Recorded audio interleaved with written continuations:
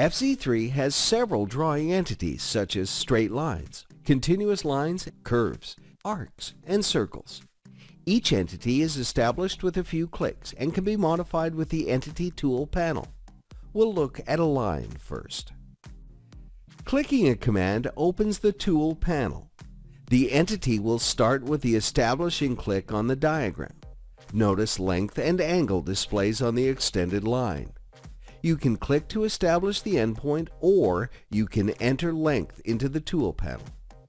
Use grips to move it, extend or shorten it, pivot or rotate it, or use the Tools panel for adjustments, including line thickness and adding or removing arrows.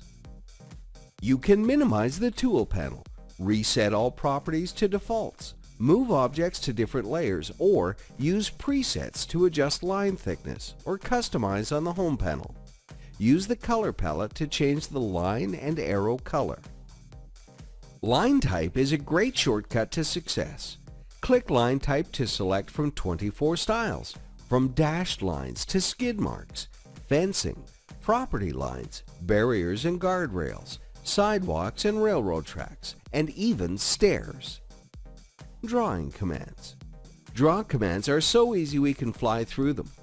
Draw a line with a beginning and end point. Thickness adjustments carry on to all shapes until it's changed again. A continuous line, ideal for tracing or multi-directional. Connected lines is as simple as clicking a start point, then clicking a point to change the line direction. Double-click or press Enter to end the line. Draw a curved line the same as a continuous line, but this time the line will curve at each point set down. Also double-click to end it. There are two kinds of arcs: start, end, middle, and start, middle, end. There are two circle types, an ellipse and a sphere, the 2-point circle and the 3-point circle. The ellipse is also a 3-point object, while the sphere consists of 4 points. To complete the theme, there are two kinds of rectangles, 2-point for perpendicular shapes and 3-point to draw your rectangle at an angle. There is also a one-click shape, the point. Points can be free-floating or attached to objects. These come in handy in the next section of the video. When drawing any of the line commands, you can draw it freehand and modify in the Tools panels, or you can use precision drawing. Precision drawing begins the same. Click the command and click your start point. For successive points, don't click. Instead, enter the precise length in the Tools panel. Move in the direction of the next point, but enter the length in the panel. Move in the direction of next and repeat. To place a marker for precision snapping, click the Place Marker command and click the starting point. Enter the distance and notice the dot moves. You can enter an offset to move it off the line. Change the color of the marker and select Repeat to place multiple markers. No marker has been placed yet. Click Place Marker to place the point. Now, lines or other objects can be snapped to the point. Markers can also be placed on arcs and curves. Place as before, but this time add an offset. Click Place Marker for each mark. You can flip offset to move the marker to the other side of the line. Now, for example, if our curve is a guardrail, traffic cones can be snapped to the markers. The Edit tool on the Draw Edit ribbon gives you several shortcuts and controls for your drawings. We'll begin with the Offset tool and create a road. With the object selected, click Offset. A true offset is created that you can place as desired, or enter the offset distance in the tool panel as a fixed distance. Then, choose which side of the object to place the copy. To repeat the command, press Spacebar. Enter the desired value and click to place, and again to create a shoulder of the road.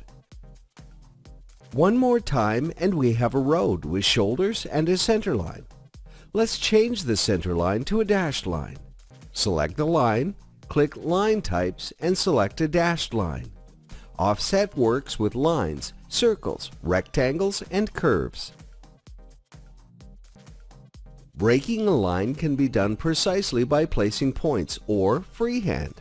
Optionally, place points, click the Break tool, and then click the points.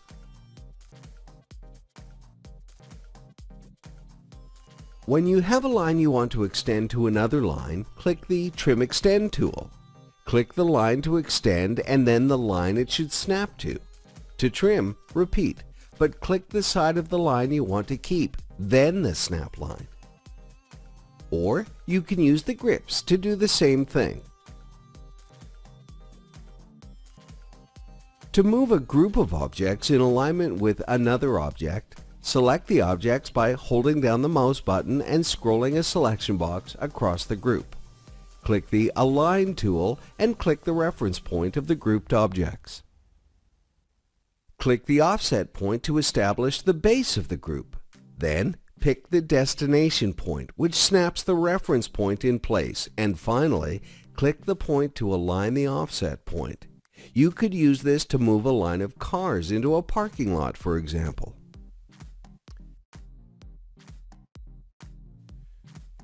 To group individual objects into one, select them and click the Group tool. They can now be moved and rotated as a single object. Further, a grouped object can be scaled, while a selection of objects can't. Using the grip rotates the object from its center point. The Rotate tool allows you to pick a point around which the object rotates. Just select an object, select the rotational point, then the alignment point, and rotate to the desired position. To explode a grouped object, select it and click Ungroup. Again, you can use grips to move an object, or you can click Move. Select a reference point and snap to another point. Cursor Align is a nifty tool to make tracing more accurate. To trace this building, click the Cursor Align command. The first click establishes the alignment. Thereafter, for each click, the red alignment guide enables you to align your line to distant points.